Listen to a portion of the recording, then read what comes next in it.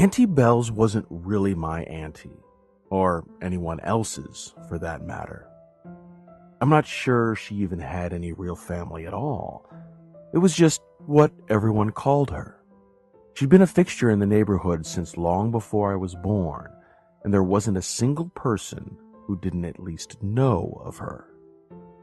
She was something of a living legend, a crazy cat lady type without the cats.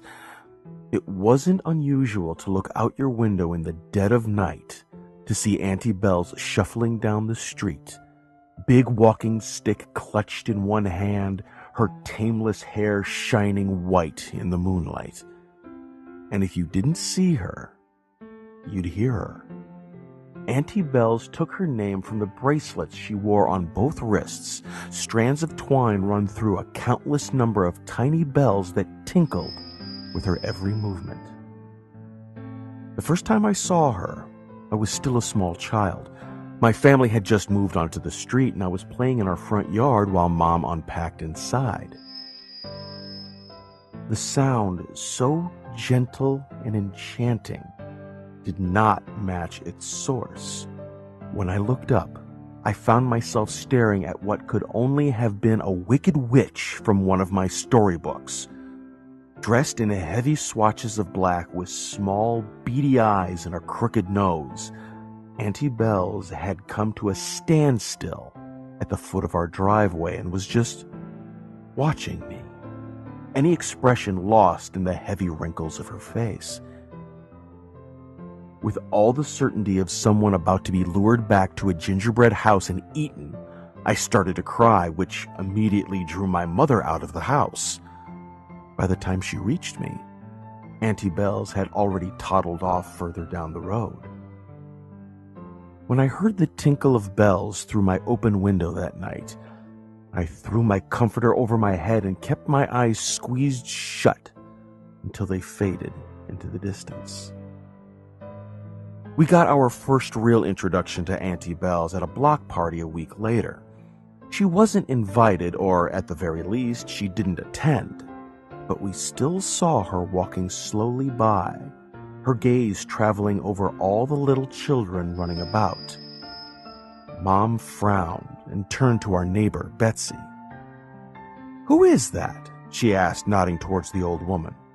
"Oh, don't mind her. It's just Auntie Bells," Betsy said. "Family of yours?" "No, that's just a nickname. You know, I'm not sure I even know her real name." "Whatever you want to call her, she's creepy." Betsy laughed. "She's harmless, just a bit eccentric. I don't like the way she's looking at the kids. We've never had a problem with her." My mom made a displeased sound in the back of her throat and ushered me away from Auntie Bells' line of sight. Despite my mom's initial distrust of Auntie Bells, she never really did cause any problems. It still took a long time to get over being unsettled by her, but she never bothered us, and we got used to seeing her around at all hours. As I got older, I even started to feel a bit sorry for her. Here was this elderly woman who never seemed to have any friends or family to take care of her, just wandering the same neighborhood she apparently spent her whole life in. After seeing her pass by one morning and getting a pang of secondhand loneliness, I walked across the street to say hi to Ellen, our spunky grandmotherly neighbor who was kneeling in her garden. "Morning, Miss Ellen," I said. "Hi, Paul. You okay?" "Yeah," I said, and then I hesitated.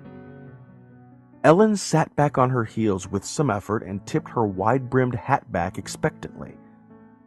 "You've been here a long time, right, Miss Ellen?"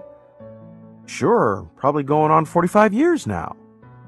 "And Auntie Bells, she's been around here even longer?" At the mention of Auntie Bells' name, the warmth faded just slightly from Ellen's round face. "Yes." "How come you and her aren't friends?" I asked bluntly. "You've both lived here a long time. Shouldn't you be friends?" "Just never happened, I suppose," Ellen said. "She just seems lonely." Yes, well, sometimes that happens when you get old. Something in her tone told me the conversation was over. After that, I took it upon myself to try to be nicer to Auntie Bells. It didn't seem right that she was always alone, and I wanted to try and help. I'd say hi to her, ask her how she was doing, sometimes even walk a bit with her. She never acknowledged me much beyond a small nod at first.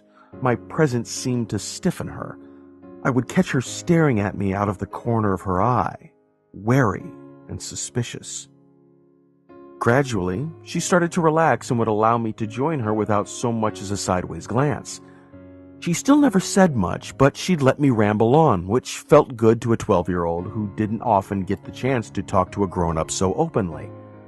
Mom still worried about how safe it was for me to be alone with Auntie Bells, but since we never left our street, and Mom could see me at all times from an upstairs window, she allowed it. I continued my walks with Auntie Bells for a number of years. I learned little of her in that time, but I liked her all the same.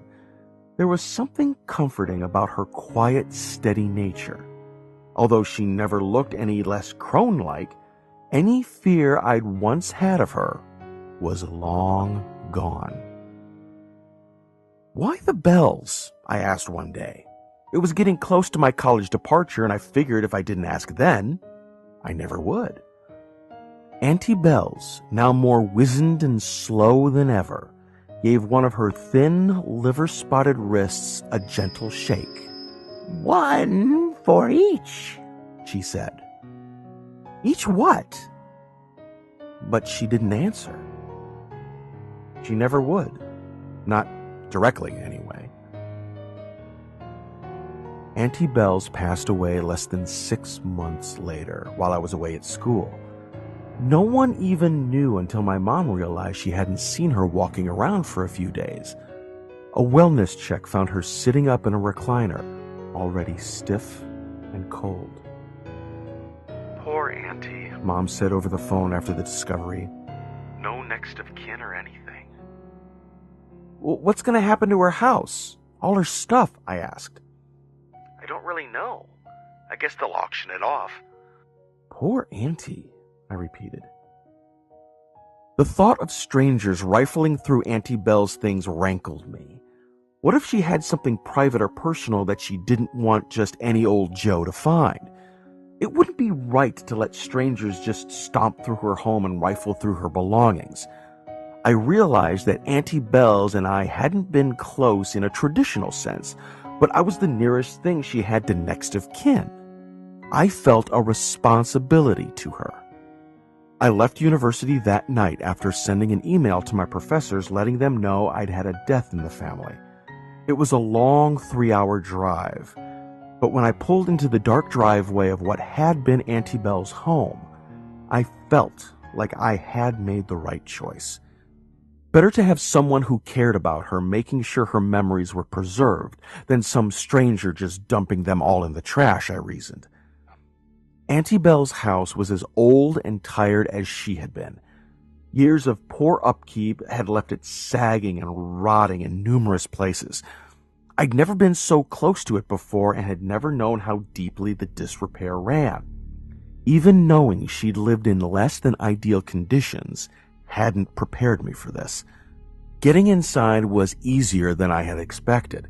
The lock on the back door was broken, I assumed from the wellness check, and I let myself in. The smell wasn't like anything I'd ever experienced before. A cloying, rotten stench that embedded itself in my nostrils. It was death, I realized, and garbage and decay. I gagged, but put an arm over my nose and pushed onward. With my phone held up like a flashlight, I picked my way carefully through the kitchen, stepping over mounds of trash and junk. The living room was in a similar state, a hoarder's paradise of discarded containers and the kind of riffraff you'd find on the side of the road. The air felt heavy, greasy, and I found it very difficult to breathe. "Jesus, Auntie," I said, and my voice was swallowed by the dark and the dirty. Everywhere I went was just more of the same until I began to think there really was nothing that Auntie Bells would have treasured. Her bedroom, the bathroom, the small guest room, all told the same sad tale of an unhealthy woman who had let her mental illness run her life. Until I got to the attic. I tugged down the ladder, half expecting to be enveloped in a shower of trash, but it only opened into quiet darkness. With a deep breath that I immediately regretted, I climbed up and poked my head into the small room. To my surprise, it was impeccably tidy. I finished ascending and flashed my light around with some confusion. Maybe she'd been too old to climb the ladder and it had escaped her hoarding, I thought. But there was no dust up there, no spider webs or animal droppings. It was the only clean room in the house. It was also the most unsettling. Shelves lined every wall, and upon each, rows of dolls sat, hand-stitched with big button eyes and wiry stalks of hair. They stared at me from every inch of open wall space. With my heartbeat quickening, I slowly approached the nearest doll and crouched to get a better look at it. Although made of crude, rough material, the stitches were placed so neatly, so lovingly, that I knew Auntie Bells had done each by hand. A little tag tied to its leg read, "Lyle Girl, 1943. The next had a similar tag, "Flanagan Boy, 1943. Down the row I went, reading each inscription, one for each doll. When I reached the end, I gently picked up the last one in line. "Pearson Girl, 1947, I read. I weighed it in my hand, giving it a little squeeze. Inside, something small and hard rolled between my fingers. Curious, I began picking at one of those carefully crafted seams until it fell away and the doll split open. Wrapped in its stomach, partially obscured by a wad of cotton, was a tiny skull. I yelped and dropped the doll. It fell to the floor and the skull poked out of the slit in its side, its two black eyes staring up at me. I stumbled away from it, making it all the way across the room until I slammed into an antique desk tucked against the far wall. From inside one of its drawers, I heard the familiar, faint tinkle of bells. I turned to it slowly, like I was afraid Auntie Bells would come rising from the drawer along with that sound, but, of course, it remained shut until I opened it. Her bracelets, wrapped in thin tissue paper, were sitting on top. Below them, a leather-bound ledger book and what appeared to be old surgical tools were likewise wrapped. The sight of a pair of rusted clamps peeking over the tissue paper nearly turned my stomach. Shaken and desperate for answers, I pushed the bells, which tinkled in protest, aside and threw open the book on the desk. The pages were full of precise, neat script, each one detailing names, dates, marital statuses, and months. It took me a moment to realize each name belonged to a woman. Ellen Hardowitz. I ran my finger over the name of my spunky, forever gardening neighbor and remember how cold she'd seem when talking about Auntie Bells. January 13th, 1956. Married. 4 months. Beside it, Auntie Bells had added, "Girl." I turned again to face the room of button-eyed dolls and slowly approached the one lying on the floor. I knelt next to it and scooped it up again, careful not to touch the bones within. I had never held anything so tiny or fragile in my hands before. "1 for each," Auntie Bells had told me once. But she hadn't ever said each of what. Now, I was beginning to understand. I could see Auntie Bells so clearly, standing on the edge of crowds and watching the children so full of youth and life, never bothering anyone. Auntie Bells, who had lived her life alone, quiet and private. The exact kind of woman others would come to when they needed discretion. I replaced the doll on the shelf and stepped back. An entry in her ledger for every woman she helped escape a motherhood they did not want. A doll for every tiny body that would never draw a breath. A bell for every baby so that Auntie would never forget any of them. I burned them all that night, the dolls and the ledger. I knew Auntie Bells wouldn't have wanted anyone to know what she had done. I kept the bells, though, tucked away in an old shoebox in the back of my closet. I like to think that she would have wanted that, for someone to keep on remembering in her place. Whenever I hear similar bells now, I think of her, Auntie Bells, who had no children of her own, or any family really, except those that she kept after their own mothers couldn't.